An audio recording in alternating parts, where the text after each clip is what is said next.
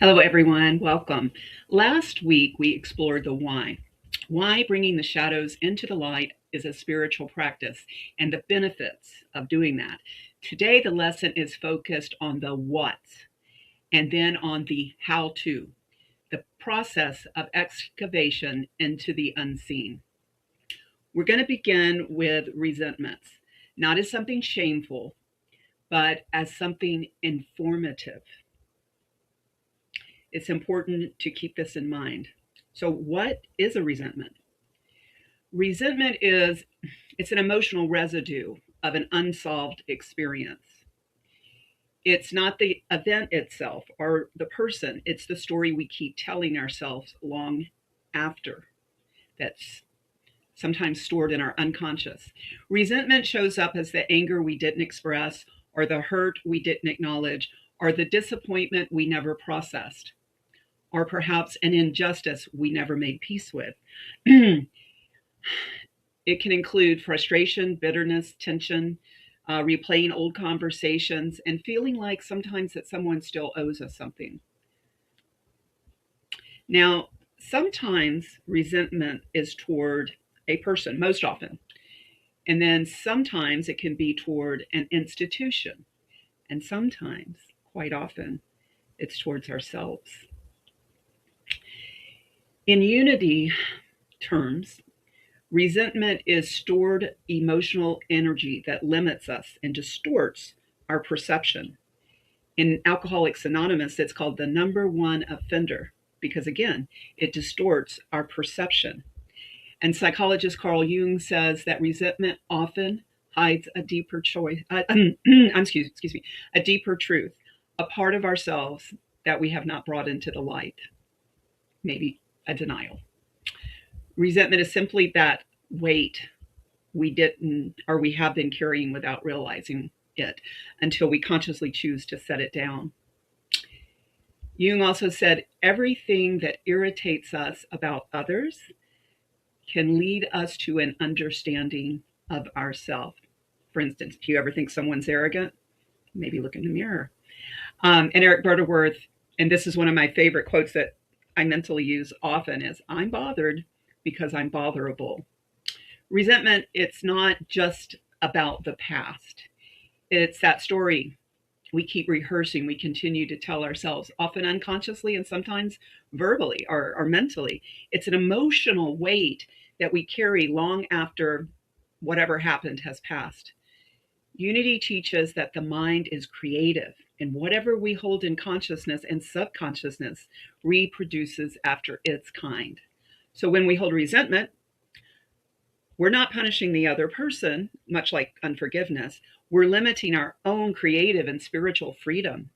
We're blocked. Does that make sense? So today we're not digging for pain. We're simply noticing that junk we've been carrying, usually, like I said, subconsciously, and then gently asking, am I willing to bring this into the light? Are you willing to bring this into the light? You're here, so I'm going to assume you're in it for the long haul. Here's a story. A woman carried a bucket of muddy water, big bucket of muddy water everywhere she went. She'd been carrying it for years. She was always complaining. She was complaining that the world was dirty, that people splashed her, and that life was always so messy. One day, someone asked her, well, lady, why don't you just put that bucket down? She paused and said, I didn't even realize I was carrying it. That's like our projections onto others, right? So the point is, resentment is the bucket filled with the water of bitterness, pain, old wounds that we never allowed to heal. We can forget we're holding it. We can forget until we choose to notice it and set it down. Charles Fillmore, co-founder of Unity, teaches that elimination, or sometimes called release, is one of our 12 powers. It, he says, is that acts as a mental cleansing mechanism. It is the power to release what no longer serves your spiritual growth. And I would add also your emotional growth. It can stunt us if we have too much junk in the trunk, so to speak. Today, I'm going to be giving you a worksheet as a guide to take home with you. The main purpose of this worksheet is to list each person, place, or thing throughout your whole life that rubbed you the wrong way, either hurt you or upset you. This is going to be the first column on the worksheet. There will be 4 columns. In this first column, you are going to start from the bottom and go straight down. You're going to list every person, place, or thing before you move to the second column. Perhaps you go through your life sequentially through the years, pre-K, young adult, etc., up to now. You can start with some of the major players, which are usually your parents, your siblings, your major relationships. And you have the who's. Column 1 is the who's. Start at the first name and move. So you have John Doe here, and then you have column 2. On column 2, I want you to begin listing why. What actually caused you to feel angry, upset, hurt? List it only briefly, not details or circumstances or any of that. For instance, let's say your dad is in column 1. You resent him because the why would be just a few words. He gave my brother or sister more attention. That's it. That's all you're going to put in column 2. Or your ex, Bob, that cheated on you. Or a coworker that threw you under the bus or took credit for something you had done. Maybe it's the bank that denied you a loan, or the church that taught you to feel ashamed and unworthy. Those are just examples. If you need further help with this later, please talk to me. So generally, in a general way, you get the idea. The main point is to be thorough. Don't think, oh, this is too small or that is no big deal. This is for you. You're cleaning the whole house, closets, and under the sink. If it is something you've worked out in therapy or consciously already worked through, you may not need to put it on the list because you're over it, right? You've already brought it to the light. So the most important thing is honesty is what makes this work. So even if you're embarrassed or it feels petty, or you fear that someone else in your home might read this, just, use initials or codes or keep it in your trunk. I don't know. The third column, okay, we've done 1 and 2. We've done who and why, is how each of these people and circumstances affected you. Did it cause you fear? Just put fear. Insecurity, just put insecurity. Unworthiness, just put unworthy. Financial, put financial. Your sex life, put sex. Just one short word. Now finally, the 4th column, again, you're going to start and you're going to go all the way down. We're not going across. This is where the rubber hits the road. This separates the children from the adults. This column is what is my part in it. Now, abuse as a child, of course, is not going to, you're innocent. You're not going to put your part. Conversely, as an adult, taking a walk down a dark alley in a dangerous city at 3 a.m. and getting mugged and your wallet stolen, that's different.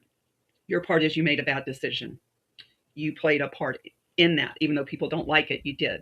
Or you stayed in a relationship because you were afraid to be alone, even though you knew the relationship was unhealthy and doomed. You stayed.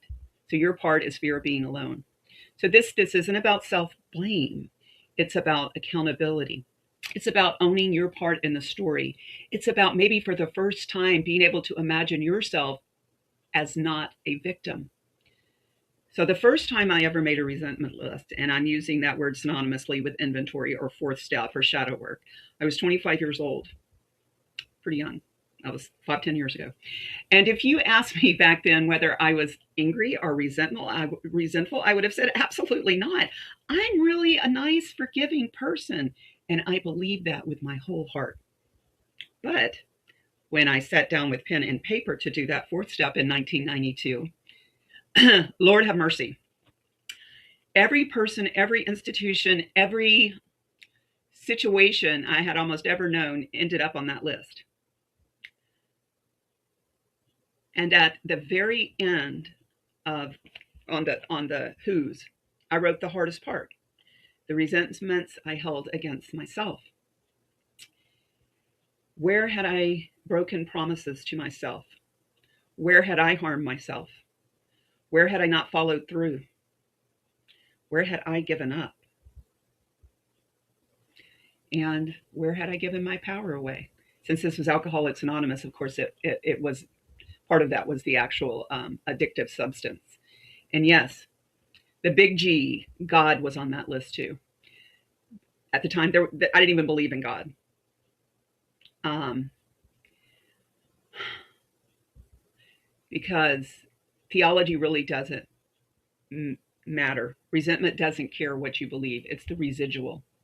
It cares about where you were hurt, where you felt hurt, abandoned, or betrayed. I can recall my AA sponsor, Margie, who was a darling. She was also a therapist, so that was helpful. We did a lot of Bradshaw, but that's another story. Saying, you know what, just start with the obvious: parents, siblings, your friends, your jobs, your schools. And then she said, don't edit, don't spiritualize, don't try to look good, don't try to save face. Just be honest. And this is what I'm challenging you to do: brutally, unbridledly honest. And that was the key: rigorous honesty. And it still is in my life today.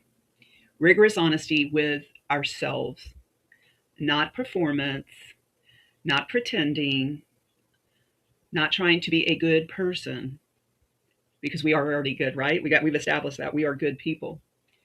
But just telling the truth about who I blamed, who I resented, and where I felt wrong, no matter how ridiculous it sounded or how long ago it was. Sometimes doing this work in chronological order over your lifetime is useful in remembering, like under five, pre-K, junior high, high school, young adult, romantic friendships up to last week, okay? Some of the jobs you had. So don't be tempted to bypass your church relationships. We're around these people a lot, so it wouldn't be unusual if there were some resentments there. This inventory work is not about, like I said, I want to remind you, it's not about self-condemnation. It's not, you're not going to do penance. You've already done the penance because you're still carrying that crap around. It's not about digging for drama. It's about searching for what's really inside of us so we can finally stop carrying it. And I want to tell you something. The other side of this work is unimaginable freedom and lightness.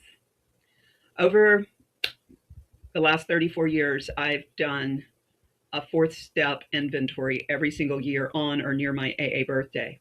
But you can pick a date. You can pick this date and do a little checkup next year because you might pick up some new resentments. And anytime something bothers me now, I start with one simple question. Obviously, who or what am I upset by? And what is my part in it? Is it my insecurity, my fear? Do I imagine unfairness? But I don't wait for it to grow roots and become hidden. So this past year in June on my AA birthday, I sat down for my annual inventory. And I am happy to report that my list only had 7 people on it and 2 institutions. That's progress for me, big progress, because I think there were, 40, 50, 75, progress, not perfection. And I am so grateful for the spiritual path offered by the 12 steps because it's not vague. It's given me a way to renew my mind, clear my heart, and walk in freedom.